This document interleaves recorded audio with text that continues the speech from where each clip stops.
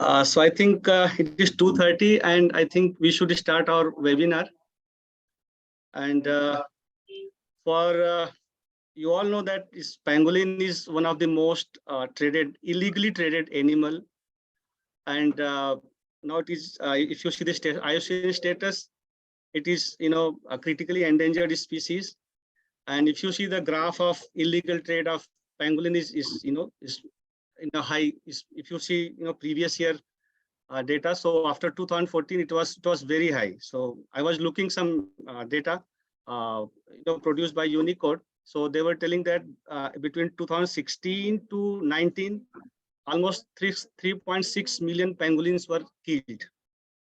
They estimated this number based on the amount of pangolin scale seized, and they corroborated accordingly. So one thing is important for the pangolin conservation, because it is used for many things, especially for the traditional Chinese medicine. Sometimes people are using for the for food, like delicacy of the food. Sometimes people are using for some other purposes, ornamental purposes. So keeping all these things in mind, the authorities have decided to keep one day especially for the pangolin conservation, so that we can create some awareness among the peoples. For that, this I think 18th of this month, February, is the date for the Pangolin Day. So whole week we are celebrating as a Pangolin Day. So today we have this main celebration for the Pangolin Day in our department. So in morning we had one selfie point that was open for all the meetings, so that they can take some selfie and just to create awareness among the peoples. And then one poster competition was there. It was between 1 to 2:30. Now our third program is this webinar. So for today's webinar, we have two speakers. The first speaker is Dr. Mukesh Thakur, and we all know Dr. Mukesh and his work for the especially for the conservation of these wild species. And if you talk about pangolin, because I was also associated with him, so he worked largely on illegal aspect of pangolin, how people are illegally smuggling the things, and how we can use the technology, DNA technology, to to trace the origin of species, origin of the source of the poaching cases. And he also developed many protocol to get DNA from the pangolin scale. So actually, Mukesh sir, I just want to introduce one thing here, because this club is run by the MIT students, because they are the running this club. So we have different position holders like president, vice president. So this time we have almost many attendees from this department. So I thought I will introduce you, because initially I thought that our student will introduce you, but I thought, because I was also your student, so I thought I will introduce you, because I know very well about you, so I can introduce you very well. So all the participant, I would like to, before inviting him, I would like to introduce Dr. Mukesh. Dr. Mukesh is currently Scientist D and Officer in charge of Mammalogy section, and he's also heading the wildlife forensic facility there at Zoological Survey of India. Before joining Zoological Survey of India in 2017, he was associate professor in Chinese Academy of Sciences, China. And for his tremendous work for the wildlife conservation, he received several prestigious awards and fellowship, like DST Young Scientist Award, INSA Young Scientist Medal, and Inspire Faculty Fellowship. And for pangolin conservation, currently he have one project funded by the CBD, and he will work for this pangolin conservation in whole Southeast Asia and Africa, to create awareness among the people and this community who are involved in illegal trade of wildlife, this pangolin scale. So he will create awareness among the people, and he will run several training programs for that. So keeping all these things in mind, I thought Mukesh sir will be the best person to talk about illegal trade of pangolin. So now I think this is more than enough, and I would like to request Mukesh sir to start his talk and keep some light on all these things. Sir. Okay, sir, you can join your. Yeah. Thank you, Dr. Sujit, for a nice and elaborated introduction. And I thank the staff and the faculty of MIT Institute of Wildlife and Forestry to invite me as a speaker here and share the knowledge that we have learned. And so I see lot many similar faces and known faces, good friends, colleagues. So my gratitude regards to Dr. Randeep, Dr. Sujit. You are very well, a person who has built my own capacity while I was being in JDSI. Ajay and others, they are like old colleagues from WI.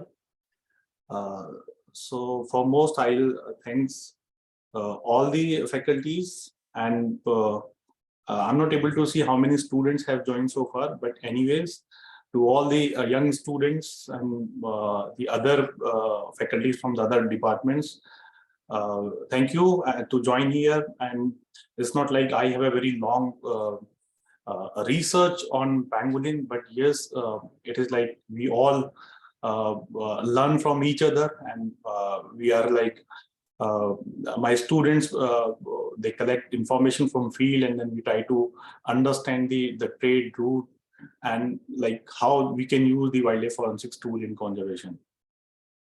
Sir, 1 minute. You sir, in one classroom we have online telecast there, so all the students are there and they are looking your talk, and they are okay. So we know like the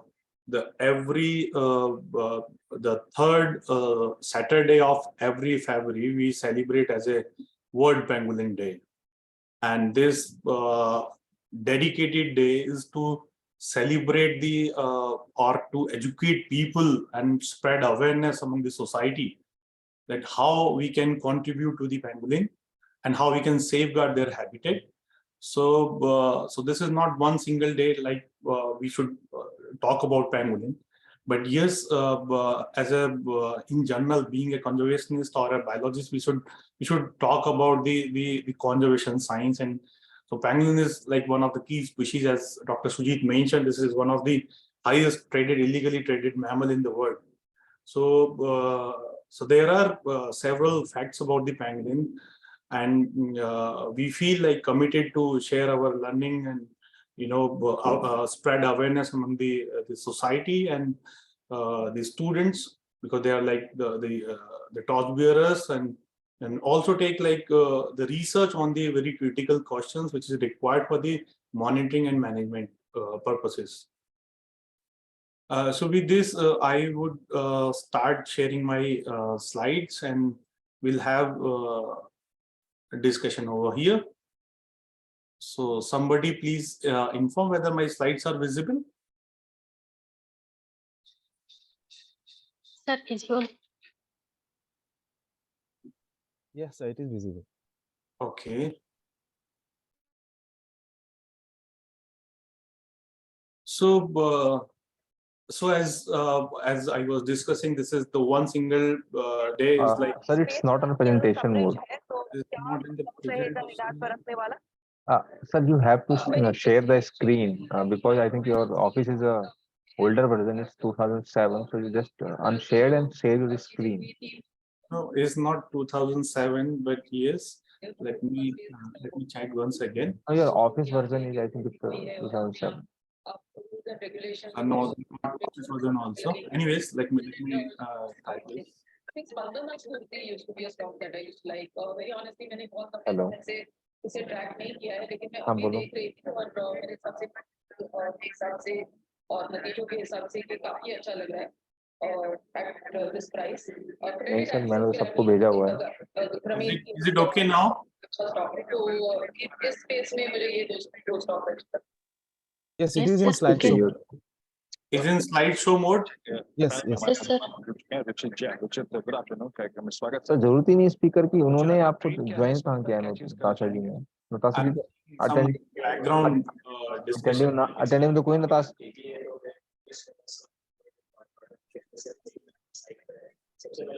हाँ तो उसी पे link पे आएंगे ना, क्योंकि सबका अलग अलग लिंक है sir. Will anyone check like there are some background discussion going on? I'm listening some. एक मिनट रुकिए सर, ऐसा हो ही नहीं सकता ना, सब लॉगिन करेंगे, वो लॉगिन, फिर उनके एंड पे कोई इशू होगा। मैं उनको दोबारा भेज दे रहा हूँ, मैंने उनको दोबारा भेज दिया है। Hello. Giri Natasha 859@gmail.com। Anyone from the panel will mute the others. हाँ, डायरेक्ट उस पे आएगा ना, उसका ऑप्शन आ रहा होगा ना, ज्वाइन नाउ, ज्वाइन नाउ करेंगे वो। आपका ट्वीट है। अच्छा, इस तो बीच में अभी आप सफारी में क्यों ओपन कर रहे हो? आप उस पे करो ना, जूम पे ओपन करो ना, इसलिए डायरेक्ट सफारी के थ्रू क्यों जा रहे हो आप? करीब करीब 30 रुपए का स्विंग फंसा चुका है फूड अभी सफारी के थ्रू। हाँ, जरा आप अपोलो की कॉल लेके आए। Yeah. हाँ हाँ, हो जाएगा, प्लीज सर, वो उनके सिस्टम का इशू है सर, हमारा इशू नहीं है। मानस, ये इसकी एक तो कोई नहीं, आप अपने सिस्टम पे लगा दो, अगर आपके साथ में ही है वो, तो वहीं से कर देंगे इंट्रोड्यूस। Dr. Sujit or हाँ, Dr. Sandeep, ठीक है। anyone will see this issue, or I should, start, or session की पूरी I should move further. ये 5 रुपए 3। So, anyways, like we know, like this is a day to celebrate pangolins and their habitat spread awareness. So, I was just searching the different type of modes people celebrate or spread awareness. So I was finding like Spotify has issued a playlist for celebrating World Penguin Day, and many the garments company, they have started using pangolin as one of the logo for their promoting their brands. Here, because we have just experienced the Valentine Day, so the youth, you see, like people say that curl up like pangolins. So there are the pangolin is taken as an example that how the good curl made. So anyway, so talking about the facts about the pangolin, we know it's like a scaly anteaters, and this is something very unique in pangolin, because we know that most mammals has hairs on their body in any time of their lifespan, but this is the only mammal species which lack the body hairs, and the all body hairs are modified as a scales, and they are made up of keratin, the same material by which our hairs are made up of. And this is the undercommon the order Pholidota and the family Manidae, which has 3 genera: Manis, Fetagenus, and Smutsia. So all the Asian pangolin, they undercome in the genus Manis, and Fetagenus and Smutsia, the 2 species in each genus, which is all like 4 African pangolins. So we know pangolins are nocturnal, so by which they are more active during the day and dusky time, and they largely feeds upon the ants and termites. So they are insectivorous in nature, and that is the only reasons keeping pangolins in captivity, or breeding pangolins in captivity is little difficult, because mimicking their natural diet, it is very, very difficult. So there are examples like in India we have a Nandankanan zoo where Indian pangolin is being bred, and this is one of the very successful example as far as the ex situ conservation of the Indian pangolins are concerned. But this give us a pretty good example how one can understand the diet of the pangolins, and actually altering the diet of pangolin in captivity is not so easy. And training the pangolins, the captive individuals, to a new diet, it's very difficult, and it's required a lot of patience and time, and that is the probably the one of the important reasons. So conservation breeding and keeping them in captivity is little challenging. We know the pangolin, the most trafficked mammals in the world, and is mainly threatened by means of poaching and heavy deforestation. So as we know that pangolin, they are distributed in variety of habitats. So, and one can find them in a agroforestry landscape, or it may be kind of a scrubland landscape, which is not very dense canopy. And that is why encountering pangolins by the locals is little easier in a way, like in like agricultural landscape. Otherwise, they are burrowing animals, and the burrow length goes up to say 8 feet in soil. So finding the pangolins in burrow is not so easy, and people, I mean, there are example in the Africa where people are using thermal scanners to scan the burrows and finding the pangolins. So we also try to locate some burrows through the non-invasive genetic survey. So we collected the fecal samples from the burrows and try to understand whether they are really pangolin burrows or some other mammals like all other rodents or porcupine. So we know it's an edge species. When we say the edge species, so they are evolutionary distinct and globally endangered species. So the evolutionary distincts per se, like when we see their phylogenetic origin and evolution, so this forms a very distinct lineage in among the other the closely sympatric mammals.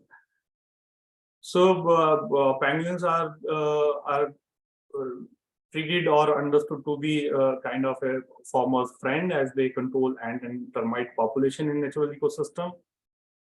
And now all 8 species of pangolin are listed in the Appendix 1, which actually ban the any type of legal trade in pangolin by the CITES law. And in Wildlife Protection Act also, the pangolin species are listed under Schedule 1. So this is the other facts about their, distribution. I'm sorry. Yeah, distribution and their reproduction and lifespan. So as we know that there are 4 species of pangolin which are distributed in Africa and 4 species which are distributed in Asia. So they cover a variety of habitats from sub-Saharan countries to the large South and Southeast Asia, and from tropical forest to even deserts. So most pangolins, they are nocturnal and spend terrestrial life. However, the black-bellied and the white-bellied pangolins, they are often found on trees, so they climb trees as well. And pangolin, they show very low fecundity. That means they have a very, they breed once in a year, and they often give birth to one single child, or the juvenile. They become mature after 2 years of birth, and find often like infants, they enjoy the rides on the back of their mothers. And so pangolin use their scales like the armory. So if they are feel threatened or some predators approach them, they immediately roll up like the armors, and so this is a very good defense mechanism in pangolin. And this becomes so difficult, so even like a large predator like tigers and leopard, they are also not easily can hunt on pangolins. And as I said, they often eat like the lot many insects. So they control the agricultural pest in a way, and is reported like 70 million insects they eat every year. So they have a big role in controlling those agroforestry system, agricultural system. And as we know, like is a anteater, and feeds upon the insects. So they have a long snouts, and even tongue is sometimes even equal to say per se their body is about 28 inches. Sorry, and so this is all about the pangolin. Yeah. So this is about their distribution. So we see that the all African pangolins, so white-bellied pangolin. So I believe this is the pangolin which has a widest distribution among the all 4 species of African pangolin, and all others like the pangolin, the African species, they somehow has a overlapping distribution. But the white-bellied, the pangolin has the widest among all 3, and the the white-bellied and the black-bellied penguin, they undercome in the genus Feta genus that I discussed earlier, and the giant ground pangolin and the ground pangolin, they undercome in the genus Smutsia. So, and the giant ground pangolin is the biggest in size among the all 8 species of pangolin. Coming to the all that 4 Asian species of pangolin. So the Chinese pangolin, which is Menis pentadactyla, which is distributed in India, Nepal, and some part of Bhutan, China, and Thailand, Vietnam, and has a little wider distribution as compared to the Indian pangolin, which is mostly found in Pakistan, India, and Sri Lanka. And the Philippine pangolin is also have a very patchy or restricted distribution and mostly found in the island of Philippines. However, the Sunda pangolin is has a little wider distribution found in most in South Asian country like Malaysia, Myanmar, Singapore, Thailand, Vietnam, etc. So this is about the distribution of the pangolin. So the USAID has published a field guide that talk about the characterization of all 8 species of pangolin based on their scales, morphology, and this also talk about the feeding nature, behavior. So this is kind of a field guide, and someone can, like a law enforcement, they use this guide for identifying the scales from the site of origin. So maybe good for taking a spot decision. So I have taken some of the picture from this manual only, and this talk about the scales morphology. You can see the variety of the scales and of different shapes and sizes. And the name also mentioned. If I show you, this is the kind of a giant pangolin scales. So which I said this is the largest or the biggest in size among all 8 species of pangolin. And the Sunda pangolin, this one is the smallest size pangolin in all 8 species of pangolin. So when talk about the pangolin in India, we have 2 species of pangolin, Indian and Chinese pangolin. So Indian pangolin is found mostly in the peninsular India. And the Chinese pangolin is confined to the northeastern part of the country, and also some part of the North Bengal and in Prayak landscape. So in some part of the Tal and the North Bengal, they have an overlapping distribution. Pangolin dentition pattern is, if you see the upper jaw and lower jaw, they are toothless, and that is why has no zero. It's like a formula of the dentition, dental formula for the pangolin is 0. So as they feed upon the insect, they have no tooth. So wildlife crime and wildlife trade is like one among the 3rd top rated crime in the world in the illegal gray market, I can say, after the trading of the firearms and the cocaine and heroin. So this is like $53 billion gray business every year is made by the trading the wildlife parts and products. And we know this is why, because of the identification is little required technical expertise, and conviction in case of the wildlife crime is a little more lenient and require a lot of time to prosecute in cases. If I talk about the prosecution, the conviction rate to wildlife crime in India, it is less than 1.5%. You can see like most cases which is registered as a wildlife crime, they easily manage to get bail. So this is how the law enforcement and the judiciary and the scientific institutions need to work hand in hand, and there are a lot of possibility where we require the interagency coordination. And if we talk about the curbing the illegal trade in wildlife or per se the pangolin trade, so we need to understand where and how we can contribute to the upscaling the conservation and bringing more conviction per se, identifying the species from various parts and products. Many times the the seizure we received, they lost their morphological identity, and even sample are not good enough to go for DNA analysis. So there are ways to deal cases in different. These require a different type development of a different tools. So I have just compiled this information from the UNODC website. So let's talk about the crime seizures from 2010 to 2018, and the pie chart shows like about 54,000 seizures were registered in between 2014 to 2018, and approximately like 20% of the seizures belonging to the pangolin.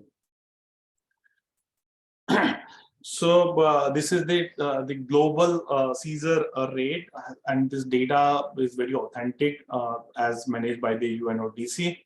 And if we see like the other species which are in trade in last say 5 to 10 years, so it is like the elephant and the rhino are the two other species which are in trade with pangolin. So again, this is, how the this numbers varies with respect to the species.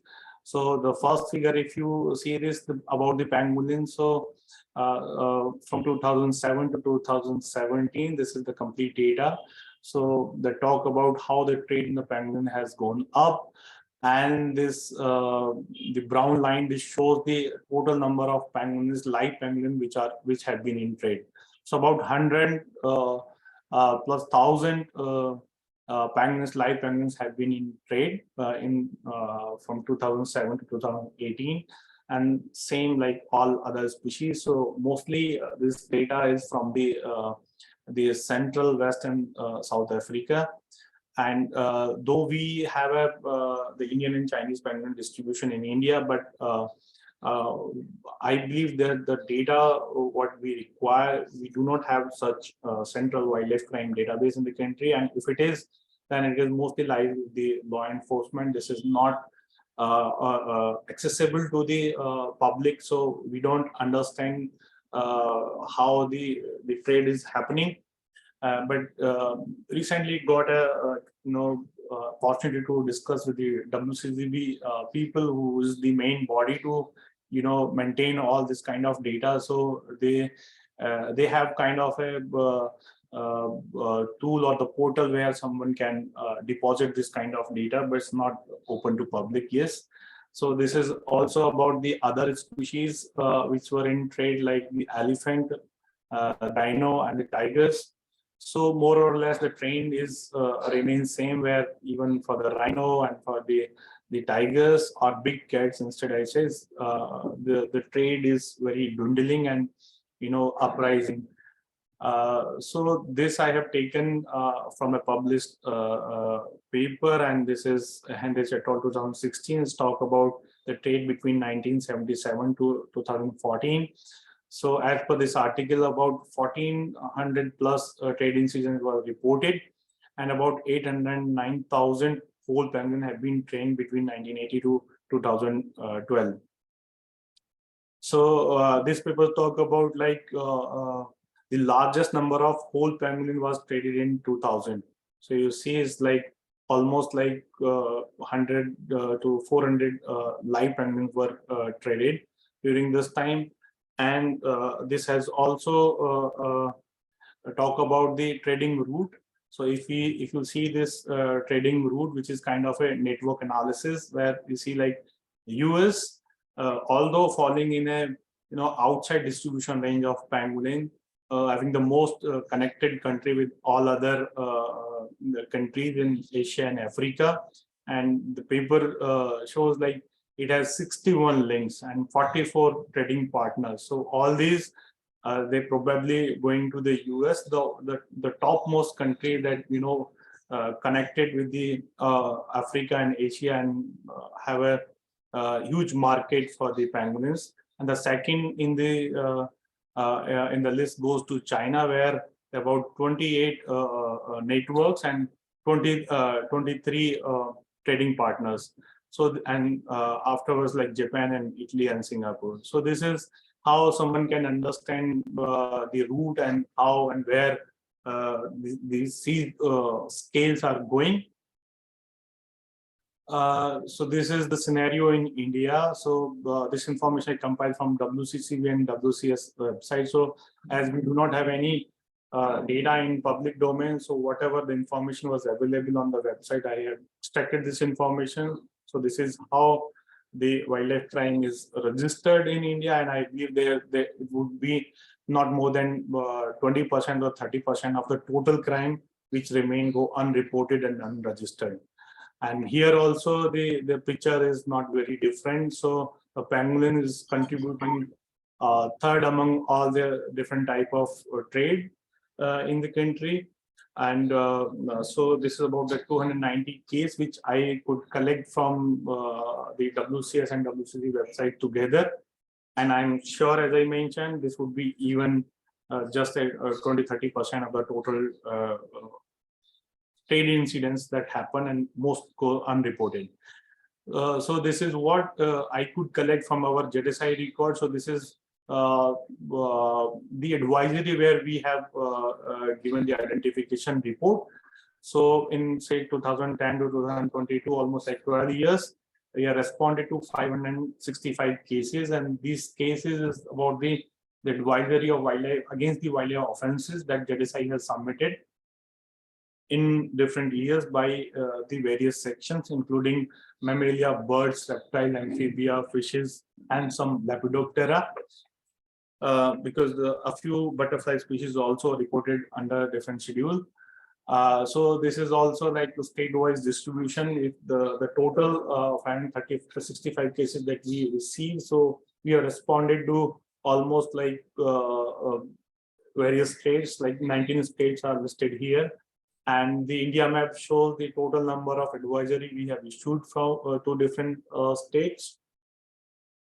And most advisory that we have submitted that belongs to the Schedule 1 species, and about 70% of the cases we provide using the morphological characters, and rest we proceed using the DNA examination. So this is all about the mammal sections where I am in charge, where from 1988 to 2022, these many about 600 plus cases we have responded.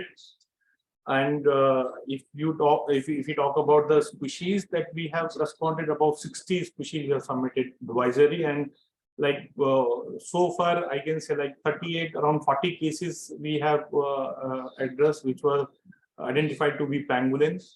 And then we with the DNA examination, we can now assign this case to Indian and Chinese pangolin. This was one of the study published in FSI reports by Kumar et al. Also talk about the pangolin trade in seizures from 2009 to 18. And this is about the quantity of the scale that's seized, and then the quantity decreased, but you see the number of the pangolin incident. So total, I mean the total number of pangolins is still is like uprising. And the study has divided the all the India state into the 3 categories. The study says the G1, G2, and G3. So G1, if you see, is the most like kind of a peninsular on central India, whereas about 43% of the total pangolin seizure reported from there, while the G2 state, which is orange here, which was about 38% of the total seizures related to the pangolin. And the G3, which is yellow in color here, which is the southern part of the country. So it's contributed to about 18% of the total seizure. So we can see like the central India, where only Indian pangolin distribution is reported, is the major hub, or probably the law enforcement is better, because most areas in the central part where law enforcement is active. Relatively more active than the G2 state. However, this contribute to 38% of it. And when this talk about the state-wise contribution among the G1, G2, and G3, so the article also summarize the trade routes and the networking. So if you see here the Manipur and the Mizoram, is the largest exporters in the state. I mean, in India, and they probably because the people get easy passes to Manipur and Mizoram. So while dealing cases in ZSI, I see a lot of seizures coming from the North Bengal, and North Bengal because it's strategically in a position uh, where the people have I mean, killing and transporting animals between India, Nepal, and Bhutan. I have seen like people even taking the large body size mammals also in like big containers. So probably North Bengal, and I can say the New Jalpaiguri, Siliguri is one of the area in eastern part of the country which need to be looked up for the law enforcement point of view. And here the study also talk about the connections point they did both domestically and the how the wildlife articles is related to the pangolin only, how it is passes easily to the southeastern country. So probably here Guwahati and the Kolkata airport or the Kolkata is the connecting link to have the passage the wildlife parts product into the other southeastern countries. So this is some of the cases that I dealt with. So it's just 11 cases I have reported here, but so far I can say we have submitted advisory to more than 20 cases related to the pangolin only. And on the India map, if you see the pink color, it shows the overlapping distribution of Indian and Chinese pangolin. However, the green color shows the Chinese pangolin distribution as per the IUCN. So when we receive cases, cases we receive like this, and identifying them to or scrutinizing the scales to Indian and Chinese pangolin is not very straightforward, because when we started, we were not having any protocol, or nobody had any protocol how to identify discriminate Indian and Chinese pangolin scales. So then we have taken exercise to have a morphological examination from the genetically identified scale. So what we actually did, we extracted DNA from the scales. Somehow we could manage from the epithelial cell attached with those scales, as we believe that people has brutally pulled these scales after boiling the pangolins in the hot water, and so that is why there's a skin remains attached on these scales. So we could manage to extract DNA, and we identified the scales belonging to Indian or Chinese pangolins. And thereafter we did some morphological examination, and then there would be a slide discussing about this morphological examination. And this is how, I mean, we could classify the seized scale into the Indian and Chinese pangolin on the DNA examination. So if you see, the CP is the Chinese pangolin, and then IP is the Indian pangolin. And this is how we have downloaded all the sequences available on the public domain for all other 80 species of pangolin. And then we could assign the seizures to the Indian and Chinese pangolins. So this is what I was saying, that we have after DNA examination and classifying the scales to Indian and Chinese pangolin, we try to develop some morphological signatures, like the the scales are of a different size and shape. So we have classified this scale into their morphology. So the scales on the tail is the like caudal scale. They are triangular in shape in case of the Indian and Chinese pangolin. And then the scales on their body, they are rhomboid shape, and we have counted those ridges counts and the area of the scales, and all together, like we had this kind of measurement for more than 800 scales which were genetically identified, and then even coloration also, which we could assign later on, and then we could fill in into the software, and we can do a hierarchical cluster analysis to assign the Indian and Chinese pangolin separately. So next question was that we were interested to understand how many individuals are killed in a seizure. For example, if we have this kind of seizure, we can assign, okay, whether it belongs to Indian pangolin or Chinese pangolin. But then the next question was to whether is it possible we can say how many individuals are killed in a seizure. because if you see most that the seizure made by the law enforcement, they weigh it and they give a approximate number of animal killed. Considering like Indian pangolin scales, dry weight is about 700 to 800 gram, and the Chinese pangolin scales dry weight, the whole pangolin scales dry weight about 300 to 400 gram. So the law enforcement, they just weigh the seizure and say, okay, probably these many pangolins have been killed. But then we were interested to understand the assigning individuals from the seizure, so whether it was possible or not.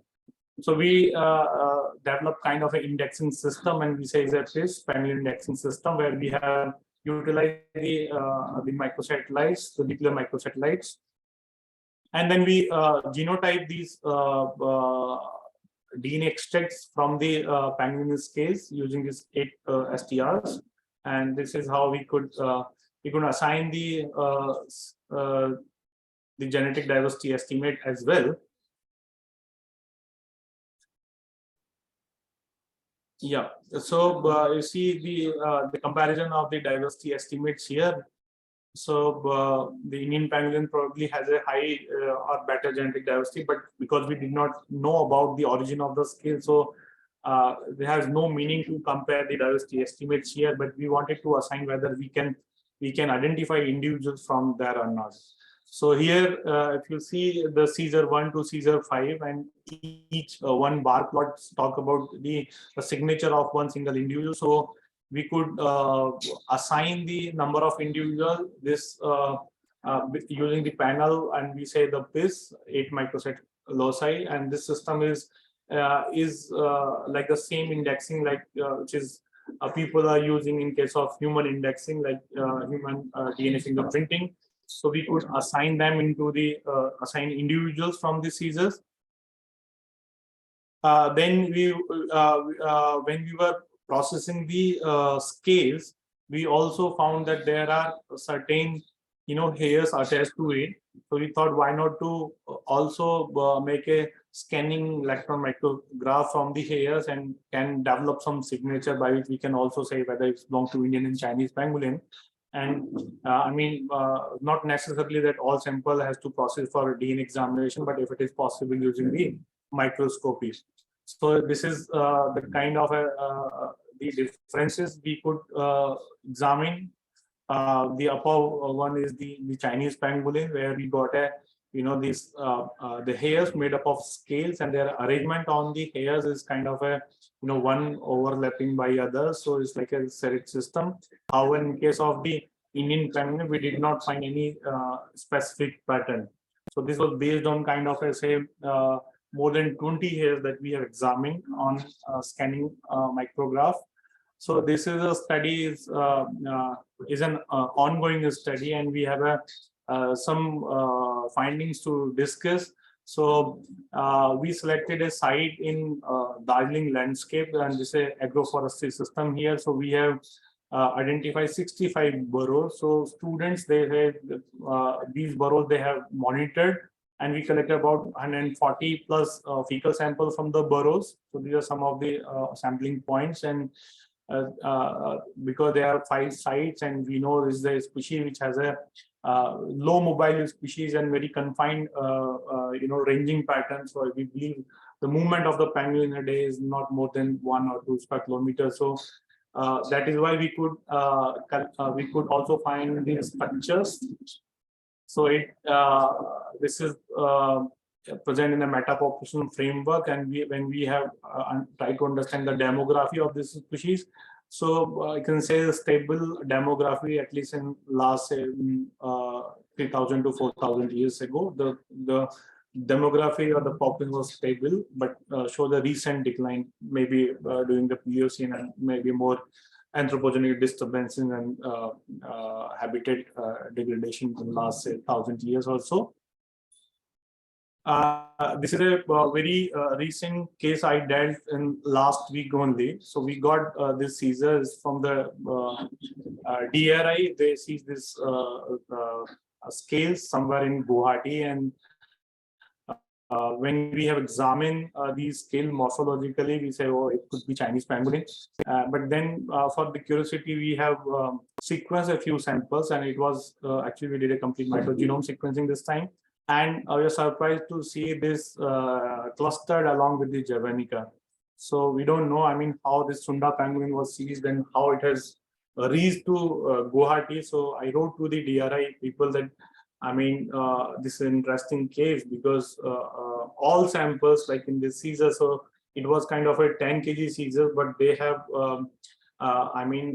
sent a few gram, like I believe like 516 gram of scale they sent for identification.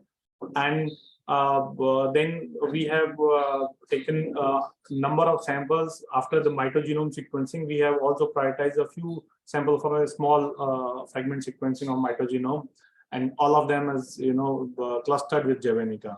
So it's a new learning. So this could be, I mean, I don't say it is kind of a the distribution record on Javanica from India, but definitely this shows how the people might be, bringing the Javanica from Manipur and maybe from Mizoram, and somehow because the 10 kg seizure is a big seizure as far as like pangolins are concerned. So if we say is a Sunda pangolin, which is the smallest in size, and the dry weight of the scales of the entire body would be around 300 to 400 grams. So if it is 10 kg seizure, so more than 20-25 pangolins are killed in this season.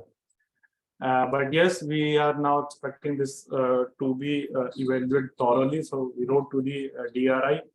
So this is how like interagency coordination is very much required. It's not only about identifying the species from scale, but how best we can utilize this information in giving scientific advisory and also representing the cases in the court. So on our case report, several conviction has already happened. We have come up with this manuals and field guides for the law enforcement. And yeah, we keep organizing this kind of training workshop. I mean, for the students, for the law enforcement, for the people. So this was all my association or our group association with the pangolins. So, so I believe being the government institute and I mean the scientific institution, we have a bigger role in to play in pangolin conservation. And yeah, this is all that I wanted to discuss.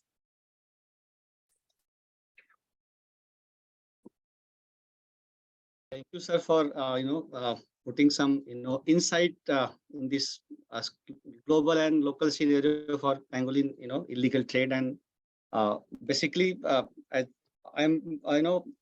saw many progress after when I came. Then we were working more on a small part of genome, but now sir, you just started large part of genome, whole mitochondria and all these things. So I think we will get more bigger picture in coming days.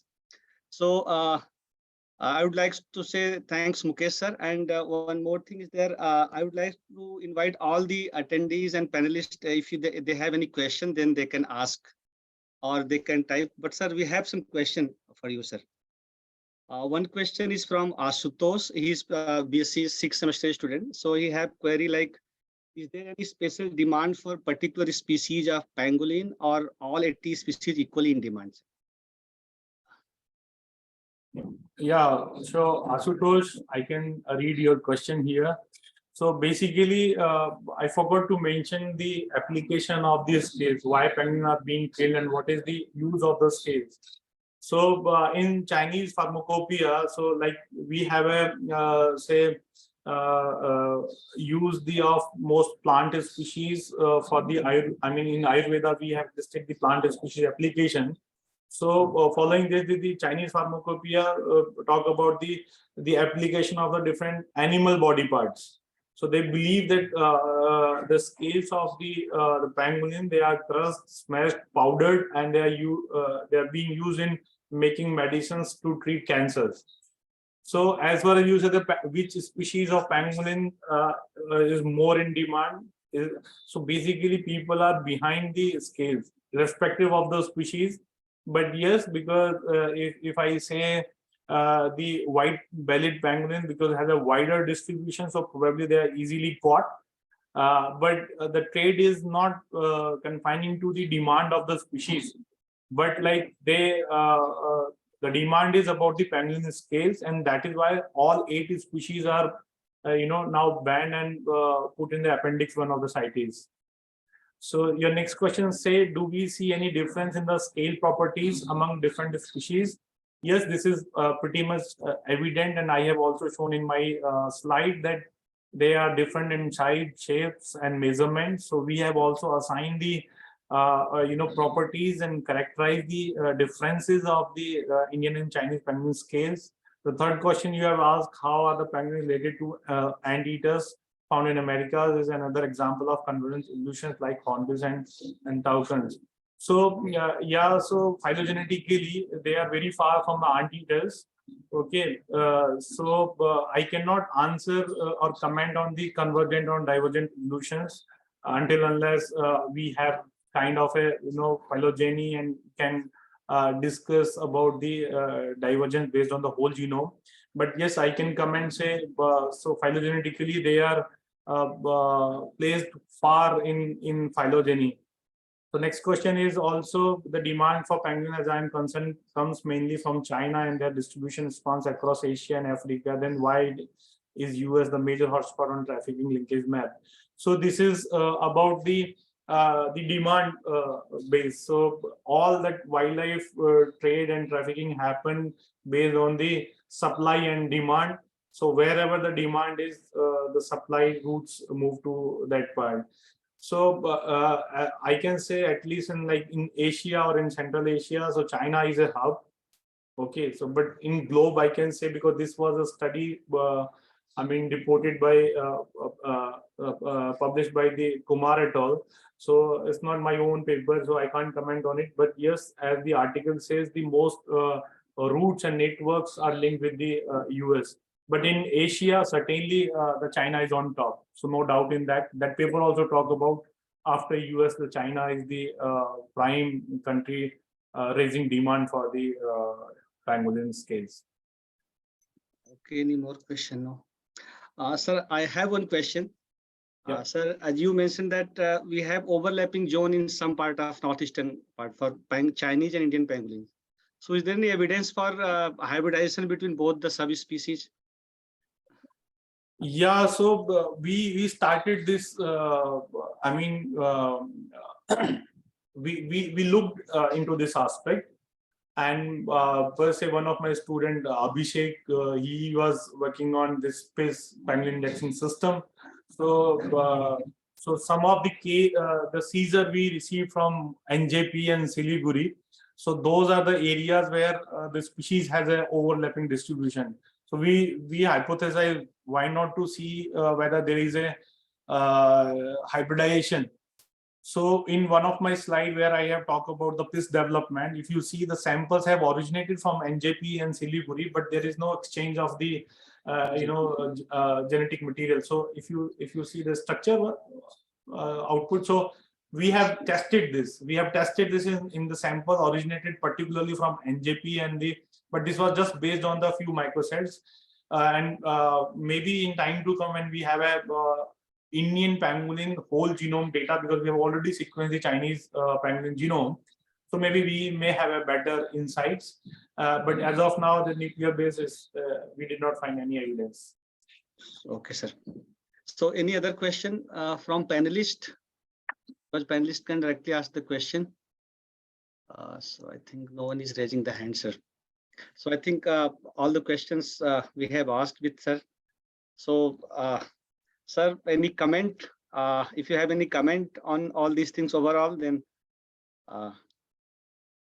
overall pangolin conservation, what is your message for the students, sir?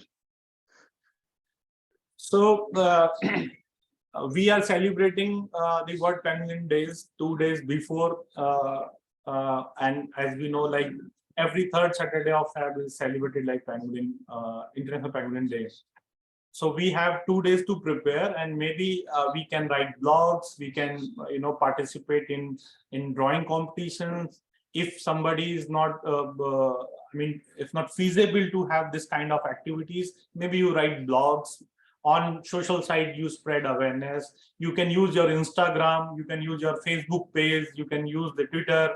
So whatever way you may use, but yes, we should write, and we should develop a habit of writing for conservations, because most of the students I am talking now at the moment, they are the BSc and master students. So I believe they should develop habits of writing about conservation science, and learn about the wildlife and conservation. So we have 2 days. Use all your social accounts to spread awareness, and wherever you spread or write any the comment, and you may tag your department, so that the department name will go along with you, and maybe the university name. So that's it. Thank you so much to Sujit and all other faculty members, and thank you all the dear and students. And you have a long way to go. So thank you one and all. Thank you, sir. Thank you on the behalf of the department and students. I am again, thanking you for, just accepting our invitation. I know you are very busy, sir. Nowadays, you have many other assignments. So thank you all for, giving some time, sir. Thank you, sir. Thank you very much. Thank you. Now, we have second speaker, that is Abhijit Kanwar. And I think I would like to invite our club committee vice president, Natasha Giri, and she will, more introduce about Abhijit and his work. And after that, we will start next, talk. So Natasha, can you?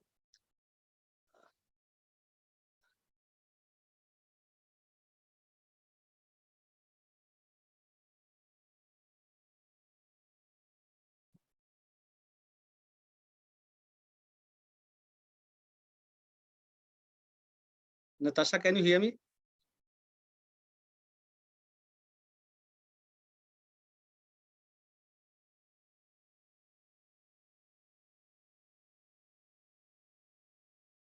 Natasha, can you hear me?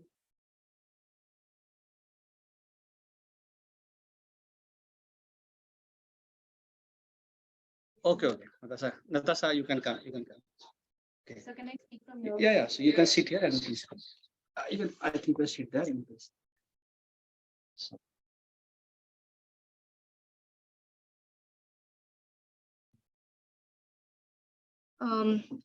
Good afternoon, everybody present here. I'm Natasha. I would like to introduce our next speaker, Mr. Abhijit Kunwar, sir. And Mr. Abhijit is from Jorhat, Assam. He did his BSc in zoology. He completed his MSc in wildlife and biodiversity conservation from North Orissa University. His love for wildlife started with observing butterflies in various parts of Northeast India. He worked on trapdoor spiders for his master's thesis in Odisha and topped the university in 2019. Then he joined the Wildlife Institute of India for a year from 2019 to 2020 as a researcher in the Ganges River Dolphin Conservation Project. In 2020, he got selected for the DST Inspire Fellowship to pursue doctoral research and joined the School of Natural Sciences and Engineering at National Institute of Advanced Studies, Bangalore, as a PhD scholar. He is currently working on the distributional pattern and ecology of pangolins in Assam. He wants to contribute to the conservation of these threatened animals through his research. He believes that understanding the ecological requirements and human aspects in India is crucial for the management and conservation of the elusive pangolin species in the country. He is keen to work on community-based nature conservation in Northeast India in future. Recently, he got an Idea Wild Equipment grant to pursue his research on pangolins. So, sir, I would like to invite you to speak next. Thank you, sir. Hello, everyone. Good afternoon. Thank you for your kind introduction. First of all, I would like to thank to Amity Institute of Forestry and Wildlife for inviting me as a speaker in this event. Currently, I am also a student, and yeah, so I think with discussion and sharing knowledge among ourselves, we can, better contribute for the conservation of these critically endangered pangolin species in our country. So with that note, I'd like to start. Let me share my screen.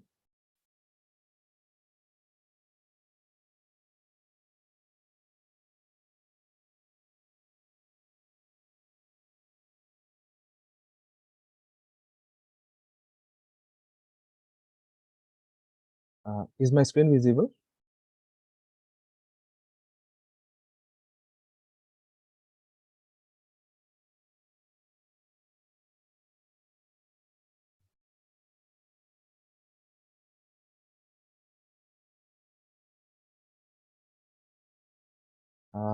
Can anyone please respond? Is my screen visible?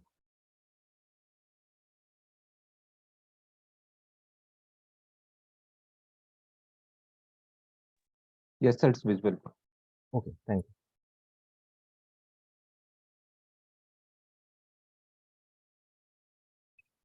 So yeah, in today's discussion or today's event, I'm going to talk about some of my a part of my study, which is conducted in West Karbi Hills of Assam. So it is kind of a case study.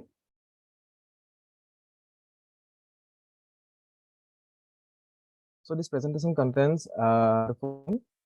First of all, introduction about pangolins, then major research gaps in India regarding pangolins, and about Karbi Hills and Karbi people, then pangolins in West Karbi Hills, their ecological aspects, and also as well as human aspects. Then challenges for pangolin research and conservation. And then I'll talk about pangolin conservation in West Karbi Hills. So I think this basic introduction or basic knowledge about pangolins, which is already discussed by Dr. Mukesh sir. So I'll briefly discuss these things again. So we all know that pangolins are also known as scaly anteaters because of the presence of scales on its body, and it consumes ants and termites as their prey. That's why it is called as scaly anteaters. So yeah, all the species of pangolins have declining population trends, and all are included in the appendix 1 of the sites.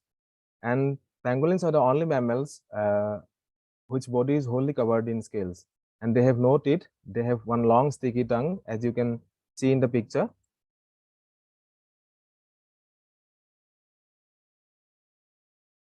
And it has very poor defense mechanism. It can only curl into a ball when it get any threats.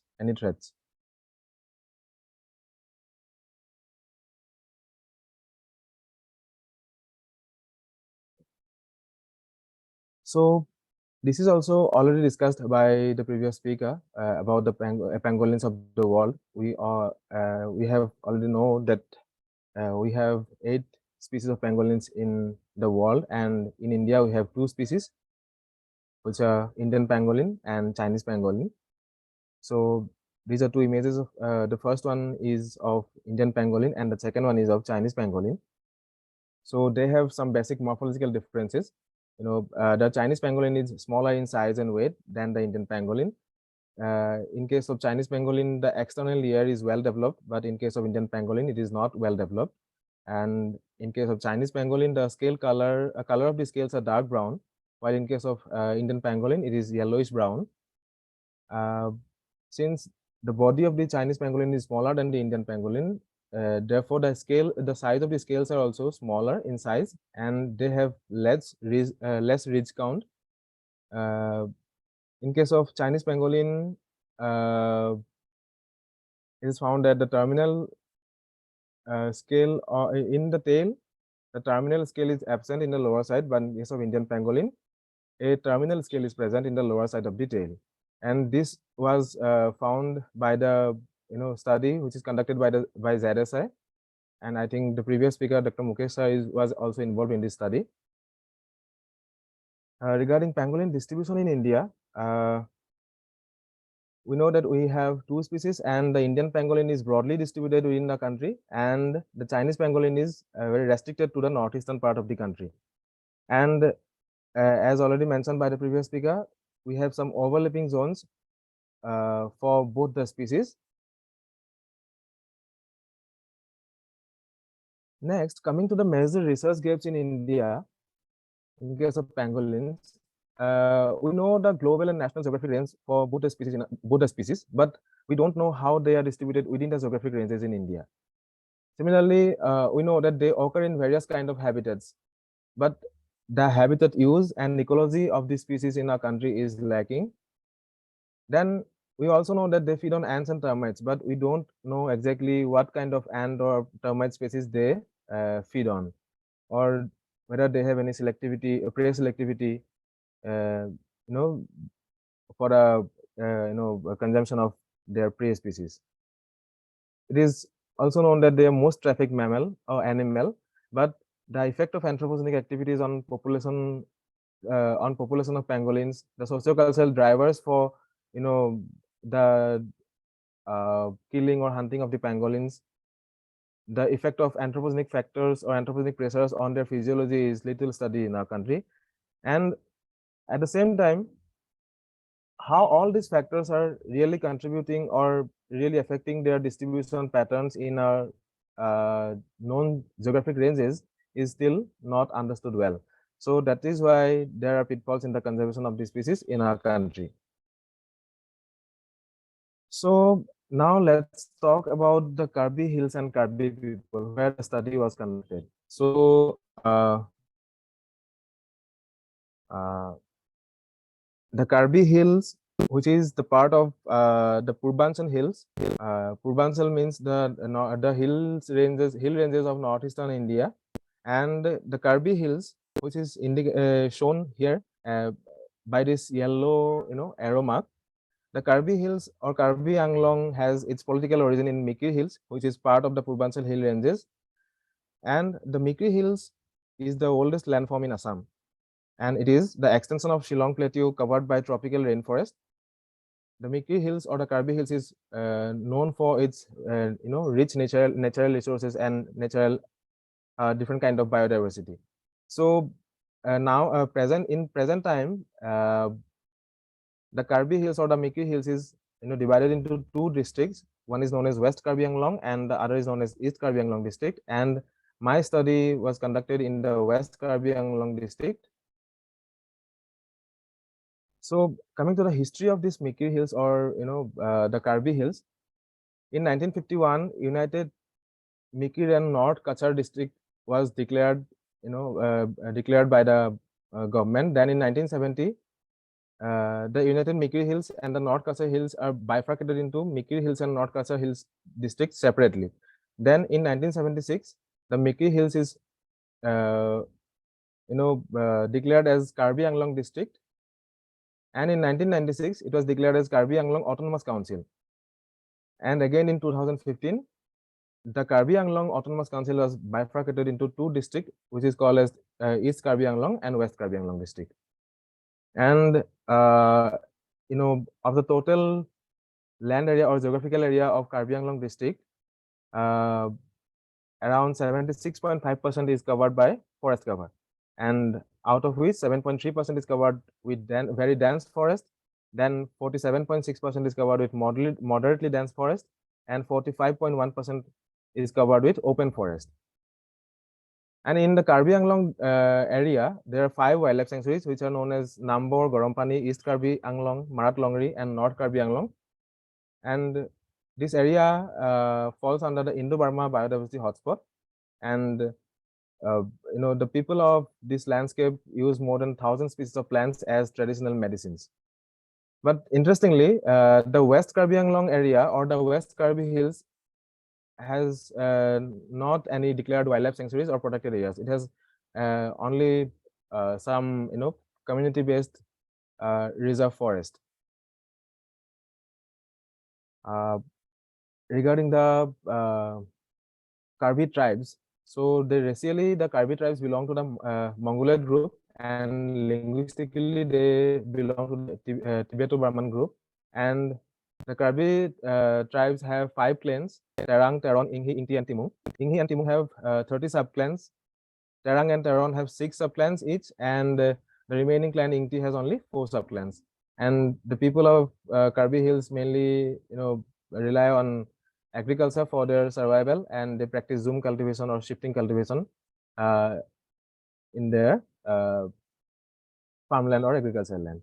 In the picture, you can see, in the first picture, some Karbi youth practicing their traditional dances, and in the below picture, you can see a bamboo house of Karbi people, traditional bamboo house of a Karbi people, Karbi family.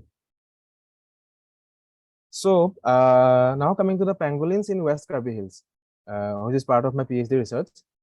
And yeah, so this map shows the study locations in West Karbi Anglong district. These are the villages where the study was conducted. These are the name of the villages in the legend: Amsalem, Mulogbong, Linsika, Langlimso, Changbiri, Tika, Somungpong. These are the villages where the study was conducted. And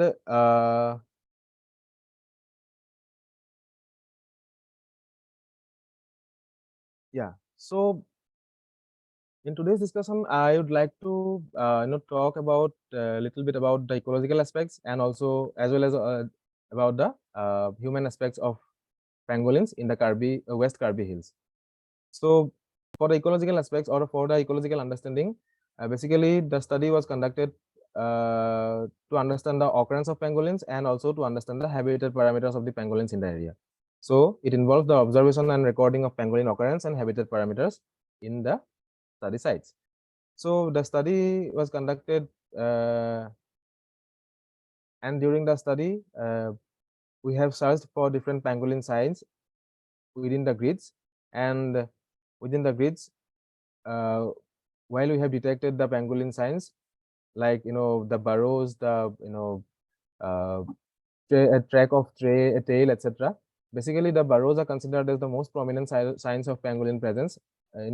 The direct observation or the direct detection of pangolin is difficult in the field, since it's a very cryptic species. That's why burrows are considered as the most prominent structure or prominent secondary sign of pangolin presence. And while detecting the burrow, we have observed the burrows with endoscope and also deployed opportunistic camera traps.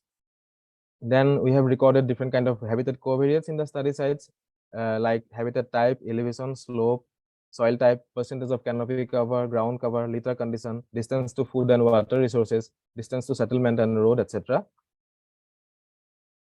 So during the study, we have detected two kind of pangolin burrows.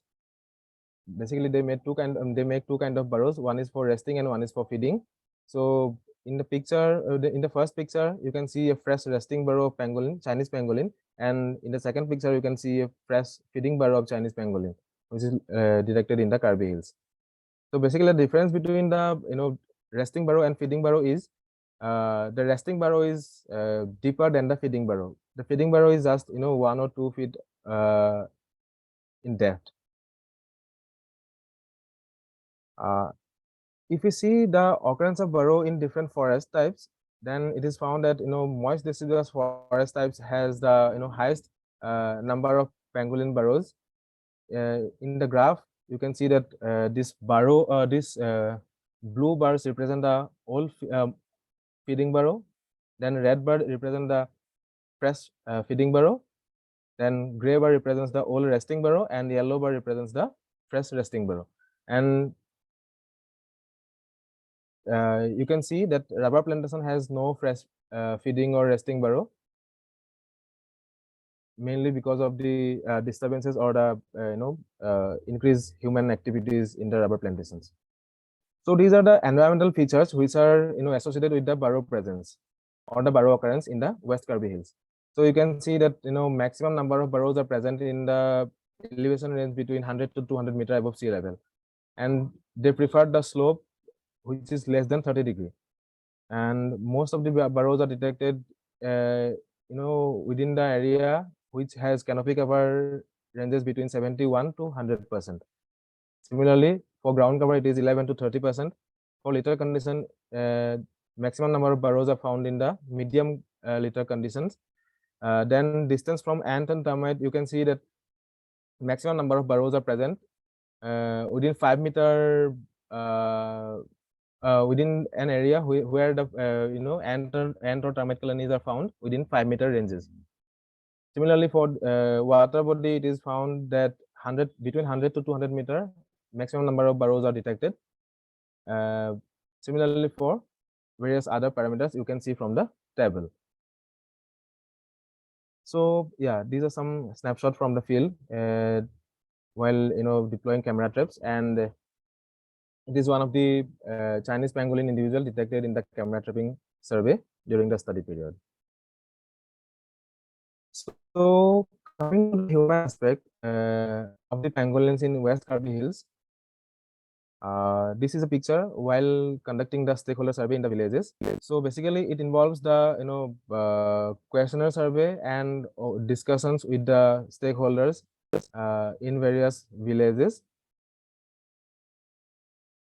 So regarding the local knowledge about pangolins, from the people of Karbi Hills. So regarding the identification and ecology of the species, most of the villagers can recognize pangolin from the photo we have shown. They have mentioned that in their area there are two species of pangolins. One is large sized and one is small sized. They although they have not able to mention the species name, they can differentiate the species or the individual of pangolins based on their size. They locally call the pangolin as karpu, and they're aware that they live in burrows and tree hollows.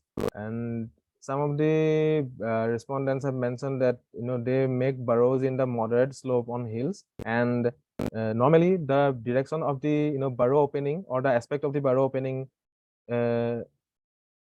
never face east direction, because in the east the sun rises, and that's why the pangolin try to avoid the early sun ray from by avoiding the direction of east to make the burrows. And most of the respondents mentioned that they are a nocturnal animal, and they can dig multiple burrows, up to 30 burrows in a single night, and they consume ants and termites as their prey.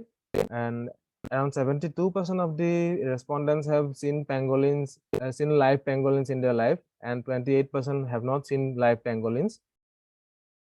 And majority of the respondents have mentioned that the pangolin give birth once a year and one offspring at a time. And around 60% of the respondents have mentioned that they are beneficial to human being because of the various medicinal use or medicinal values of their scales and meat. And only 10% of the respondents have mentioned that they are harmful to human being. And while asking about the best time or best season for pangolin observation or pangolin detection, they have mentioned that majority of the respondents have mentioned that winter is the best time to detect or to find the pangolin. And some of the respondents have mentioned that it is easy to find during new moon, since in the darker night they come out from burrows for longer period.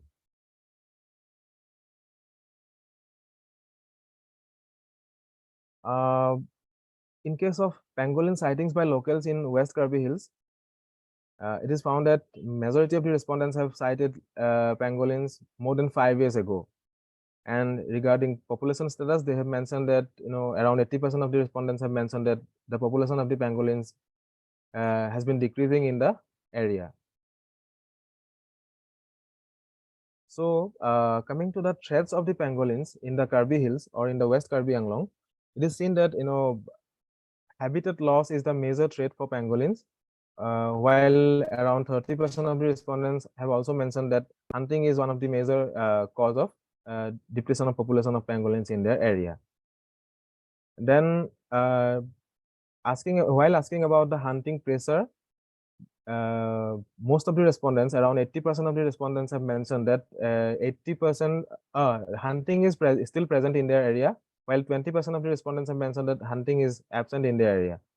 And around 40% of the total respondents mentioned that they have participated in the hunting activity of pangolin in the past in the West Karbi Anglong. And while asking about the reason for hunting, they have mentioned that they basically hunt pangolin to sell the scales and meat, and also to consume their meat as a delicacy. And more than 50% of the respondents have mentioned that for both they killed or hunt pangolin for both sale and consumption. In case of hunting type, it is found that mostly the pangolin hunting is opportunistic, meaning they don't go for targeted pangolin hunting while they go for hunting or uh, other activities in the jungle or forest. If they found any pangolin or see any pangolin burrows, they try to catch the individual or catch the animal and kill the animal. Coming to the use of pangolins, in West Karbi Anglong, it is found that the meat is basically used for consumption, and in case of scale, it is found that the scales are used for medicines and also to sell to outsiders and also used as amulets. And basically, the scales they sell the scales to the outsiders who are like come from nearby districts or nearby states like Dimapur, Nagaon, Hosai, etc. So in this picture, you can see one individual of Chinese pangolin which is caught by a villager, and we have seen this during the survey. And these scales are shown by villagers during the stakeholder survey. In the first image, you can see, I mean, both the pictures, the scales are of Chinese pangolin only, and the first one is of an adult pangolin, and the below one is of a juvenile pangolin. In this case, in the first case, the villager mentioned that he has been keeping these scales for last 1 year, because of the strict enforcement of the laws. These days, no one is coming from outside to buy these scales, and that's why he has to keep these scales for 1 year to sell it. And yeah, so coming to the locals' belief, it is found that the Karbi people use different kind of traditional, different kind of plants and animals as their traditional medicines for various diseases, and pangolin is also one of them. They believe that wearing scale could cure fever, cold, and hypersalivation in children, and they believe that consumption of dry meat could cure asthma, tuberculosis, and wearing pangolin scales as ornaments could save human from unseen evil. And they have also some related totemic beliefs to pangolins. Some of them are mentioned here, like Rongpi clan believes that it has once helped the clan members by showing the path during Zoom cultivations, while Kathar and Ingti clan believes that the animal has saved their life during war. During the war, they defeated and were locked in a room, and then the house was set to fire by the enemies. But luckily, they found the pangolin digging hole to escape, and then they followed the pangolin and found themselves in the forest. Thus, from that day, they never killed the pangolin and worship pangolin as one of their deities. And this kind of belief system or traditional beliefs can contribute towards the conservation of the threatened species in the landscape. So, as it's since the pangolins are very cryptic and rare species, there are a lot of challenges for pangolin research and conservation, especially in our country. So it is very rare and elusive animals. That's why it is very difficult to detect.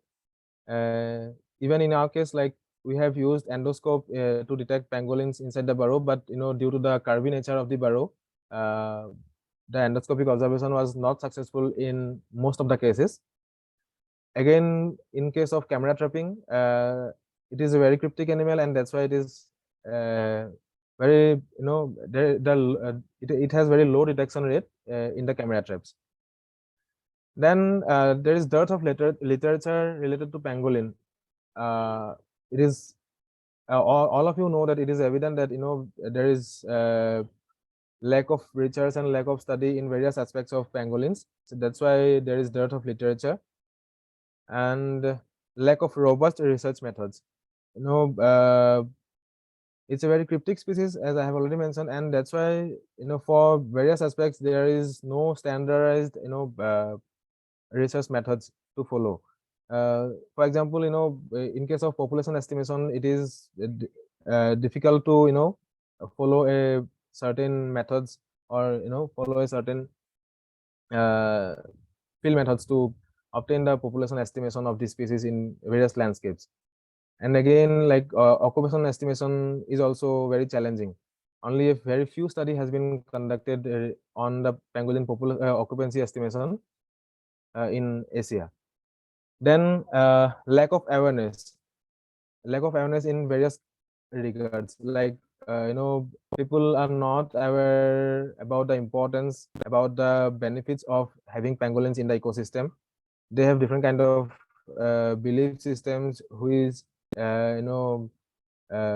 which have which have different kind of beliefs, like regarding the use of different parts of the pangolin body. Then again, they don't have awareness regarding the laws and regulations for pangolin conservation in our country. So these are some of the challenges. And then, yeah, it is obvious, and it is also mentioned by the previous speaker, that underrepresentation of the trade cases in our country. So the actual number of trading cases or actual number of killing or poaching of pangolin is never represented in by various agencies or organizations in our country, and it is one of the drawback for its conservation. Then failure in the implementation of regulatory framework by different authorities or different departments. Then inability of researchers or conservation workers to gain community support. In many cases, it is evident in various areas, like remote areas in northeastern states, it is very difficult to gain support from the community at the beginning. That's why most of the cases we are not able to conduct the study or conduct the research properly without the support of local communities. That's why we have, as a researcher or as a conservation workers, we have to keep it in mind if you want to work or conserve for work for the conservation of these cryptic species like pangolins and other wildlife in northeastern part of the country. Then we don't have any rescue and release guidelines for pangolins, although we have one protocol made by Central Zoo Authority of India that is mainly made for the Indian pangolin, but for Chinese pangolin, it is completely lacking in our country. Then we don't have any management and conservation action plan for pangolin. But in the last year, the state of Maharashtra has built a conservation management plan for pangolin for their state. But for the rest of the country, rest part of the country, it is lacking. But it is time to work together and prepare a conservation management plan for the conservation of these cryptic and endangered species. Although we have lot of difficulties, lot of challenges, lot of issues related to pangolin hunting, pangolin poaching, we still have some hope for the pangolins and for the conservation of the pangolins, in especially in case of Karbi Hills I'm going to talk about. So different kind of conservation activities are going on in various parts of the country for wildlife. But in case of Karbi Hills, it is very rare, because this area is not well known for for conservationists, for researchers till date. It is very little studied and little explored area. So still, some of the local youths in 2020 have started a campaign to save the pangolins in the landscape, and they named the campaign as Save Karpu, because they call pangolin as Karpu in their language. So they have made some posters, and they have distributed the posters among the villagers, among the various stakeholders during different occasions. Like they have different kind of traditional festivals, traditional competitions. So during those times, they have distributed those posters to the locals. And one individual whose name is Martin, here in the picture, he is wearing the black shirt, and he is trying to make the local people, make the village people aware about the importance of pangolins and other wildlife in their area, and trying to convince the villagers to work for the conservation and work for the protection of the wildlife in their areas. So these kind of activities are going on in West Karbi Hills. So with Youth for Nature as a part of the campaign Save Karpu, during my field study, I was also fortunate enough to take part in an awareness program which is held in a school in the Karbi Hills, and there we have talked about the importance of pangolins, talked about the species of pangolins in our country, in their area, and what they can do for the conservation of these species in their area. Then we have also organized some drawing competitions and some events of games in the schools. So these are some snapshots from that event. And these two individuals are actually rescued by that individual Martin Timung and the organization Youth for Nature as part of their Save campaign, Save Karpu campaign. The first individual was rescued and released in June 2021, which is actually heated by a scooty in the night, and then the locals informed this organization and they rescued the individual and released back to the forest. And the second individual was released to the forest in November 2022, recently. So from this case study in the West Karbi Hills, it feels that it is time to work together for the conservation of these rare and cryptic species. And for that, only study of one aspect, or like ecology, or like the human aspect, could not contribute to or could not save the species. And we need the interdisciplinary approach for the conservation or for the research of this less studied animal.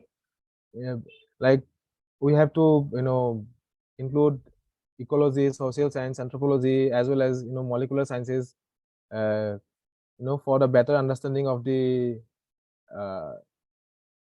distribution of the ecology, habitat, and also about the different belief systems, different anthropological factors, which is affecting the occurrence or presence of the pangolins in the landscape.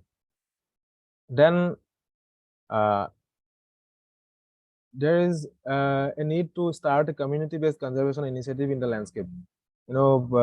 Because without making aware local people, we cannot work for the species. We cannot conduct research in the area. We cannot work for the conservation of the species. That's why involvement of community for the study or for the conservation is very much essential for a successful plan or successful program for pangolin conservation. Then it is evident that in India or in Assam or in any part of Northeast, we don't have proper understanding of research methods, and we have lack of opportunity to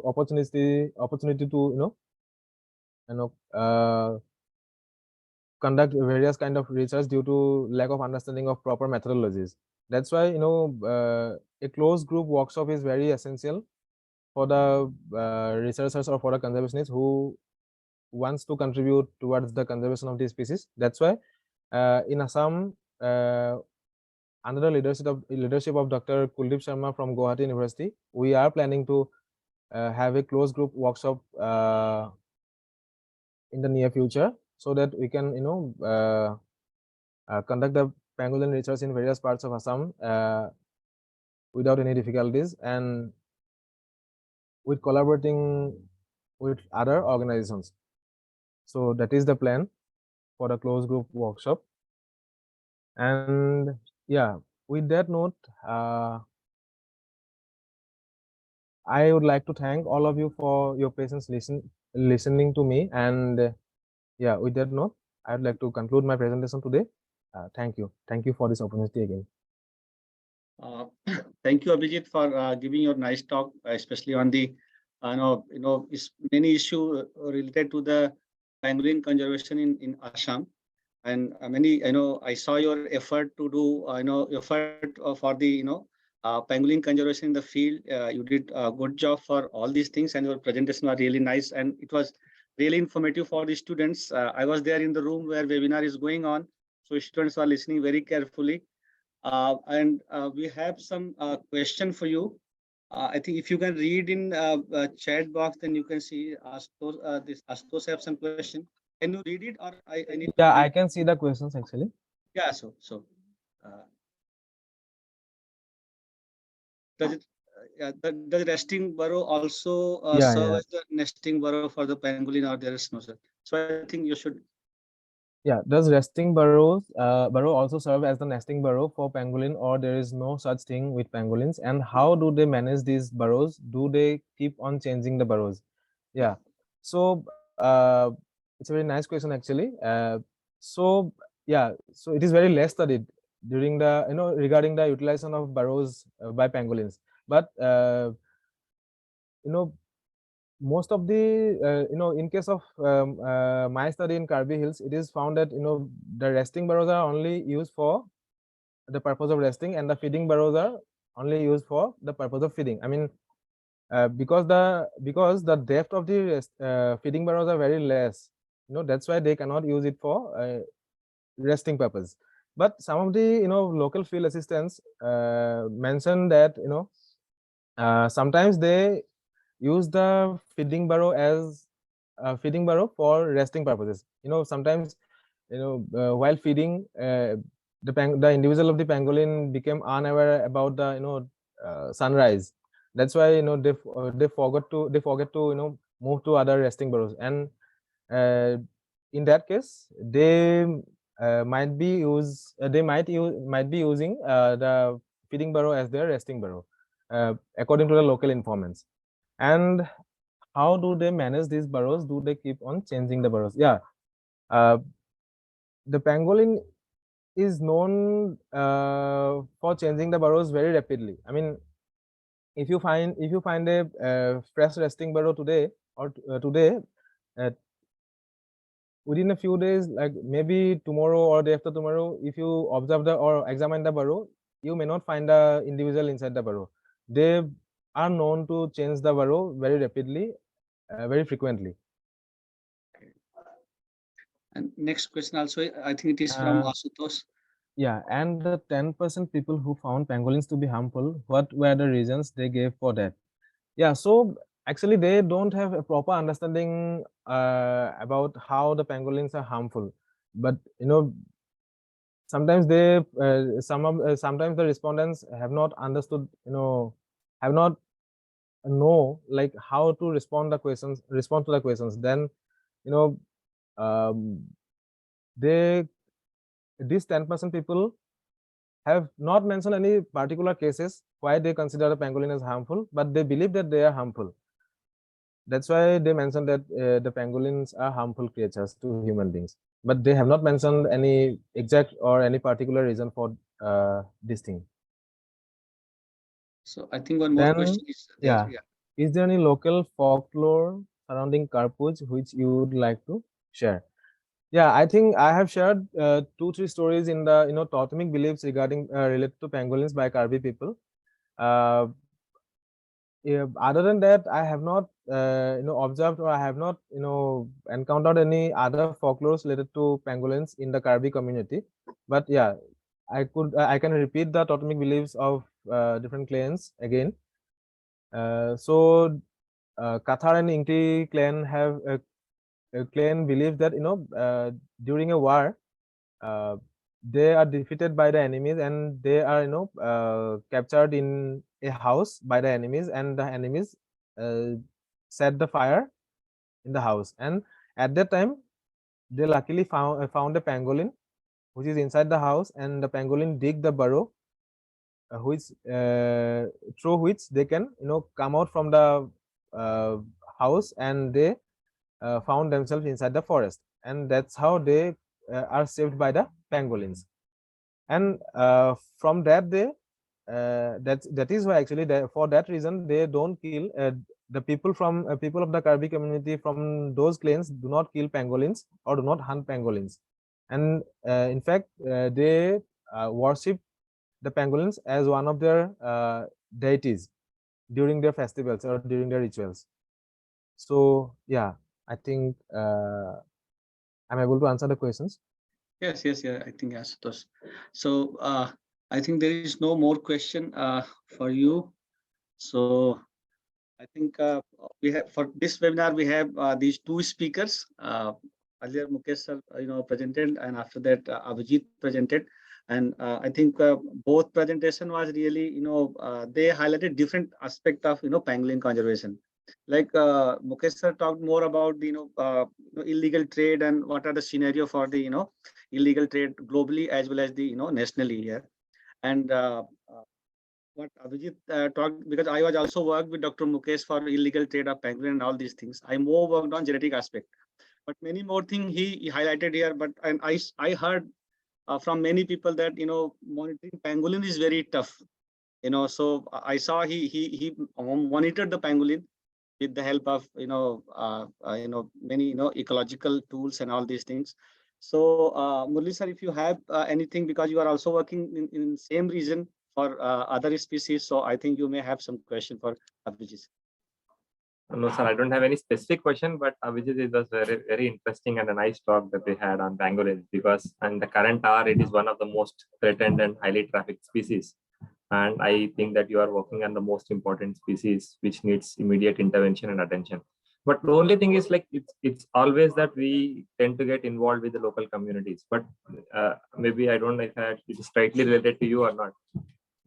There are aspects of say if I'm trying to create awareness in pangolins for conservation of them, maybe some people are not aware that this species has got a sort of commercial value in the market.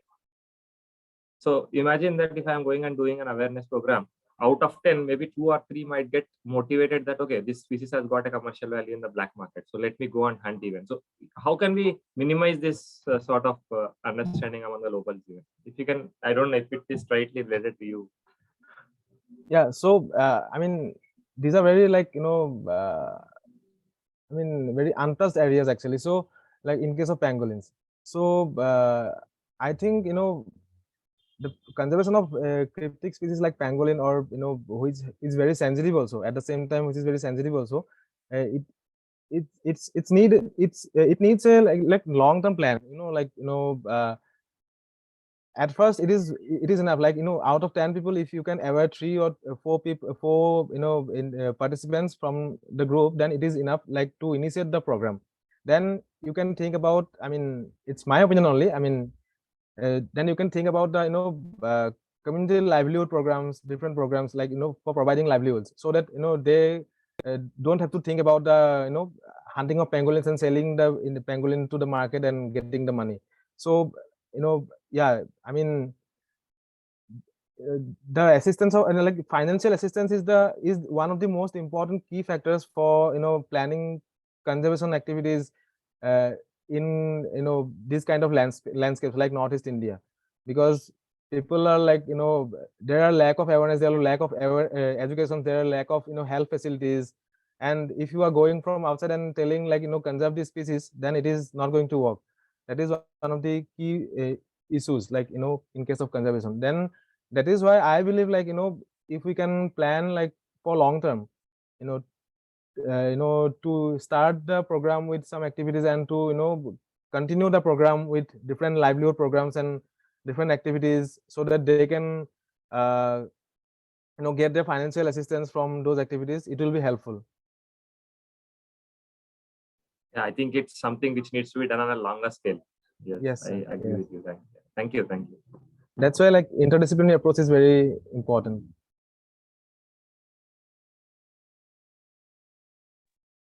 And also, I also believe, like, we do not have any figure about the population size of Indian and Chinese pangolin. We do not know the on a fine scale. We don't know the landscape where it is still remains. The population remains. We don't know the range-wide habitat suitability of this. So there are a lot of like scientific questions need to be addressed. So yeah, Abhijit is doing really a great work in this landscape. So, but we need more research.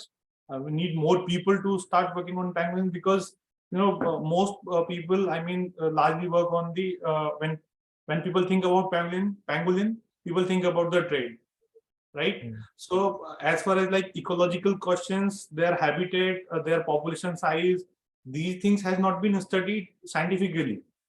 I mean, Yes. Abhijit is doing good study in one area, but we need lot many people, lot many researchers to study pangolin distribution, their status, and their threats.